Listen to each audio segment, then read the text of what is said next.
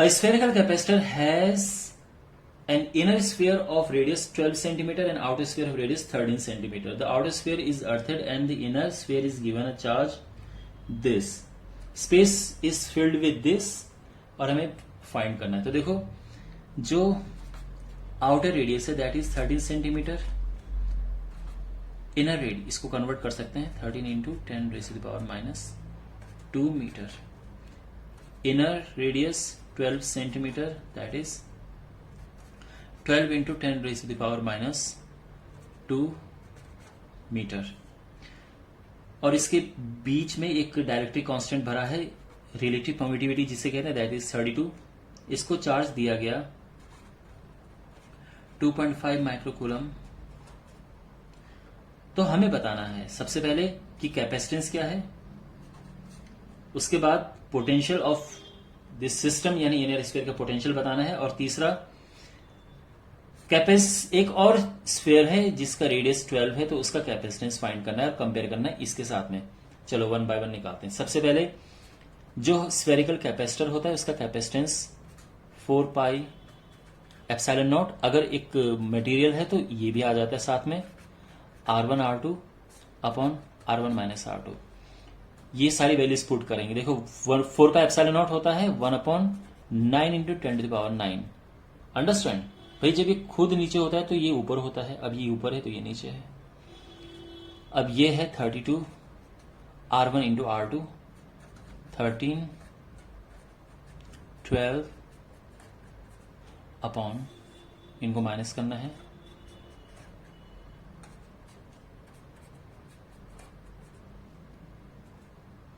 तो ये हो जाएगा 32 into 13 into 12 into 10 raise to the power minus 4 upon 9 into 10 raise to the power 9 into minus करेंगे तो 1 आ जाएगा. अब ये सब कैलकुलेट करके आएगा ये 3 है 3 चौके 12. ओके तो ये हो जाएगा 32 into 13 into 4 upon 3 into 10 raise to the power 7 ऊपर जाएगा तो माइनस का 11 हो जाएगा. एंड वेल इवेंचुअली जब आप इसे सॉल्व करेंगे 52 और ये आना चाहिए 5.5 into 10 raise to the power minus 9 farad. ये कैपेसिटेंस इसका आएगा. Okay is it clear. जो इसका सेकंड पार्ट है बी, इसमें हमें पोटेंशियल बताना है.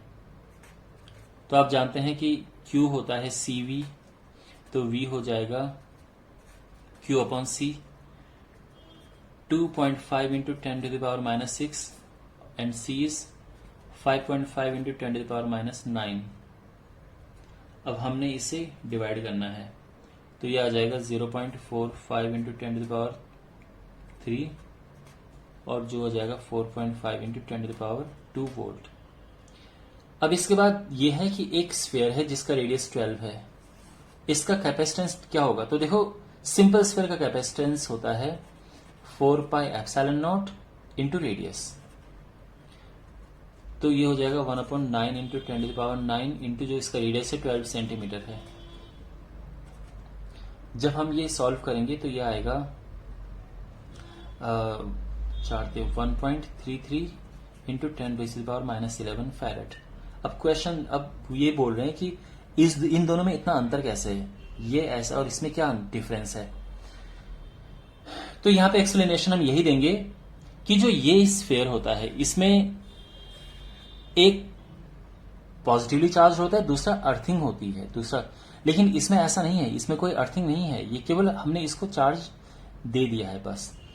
यहां पे ऐसा है कि अगर आपने बाहर वाले को मान लो पॉजिटिव दिया और अंदर वाले को आपने ग्राउंडेड कर दिया, या जो ठीक है ना, एक को आपने चार्ज दिया एक को ग्राउंडेड कर दिया, तो इससे क्या होता है. देखो इसमें जो नेट पोटेंशियल है ये बहुत कम, ये ड्रॉप हो जाता है. यही कैपेसिटर का कॉन्सेप्ट भी है कि बिकॉज हम इसको ग्राउंडेड करते हैं उसका पोटेंशियल हम ड्रॉप करते हैं, इस वजह से उसमें क्या होता है कैपेसिटेंस बढ़ जाता है और ज्यादा चार्ज इसमें आ जाता है. तो यही है बिकॉज इसमें एक स्फीयर ग्राउंडेड है, that's why its potential becomes very low and we can give more charge to it and hence its capacitance increases.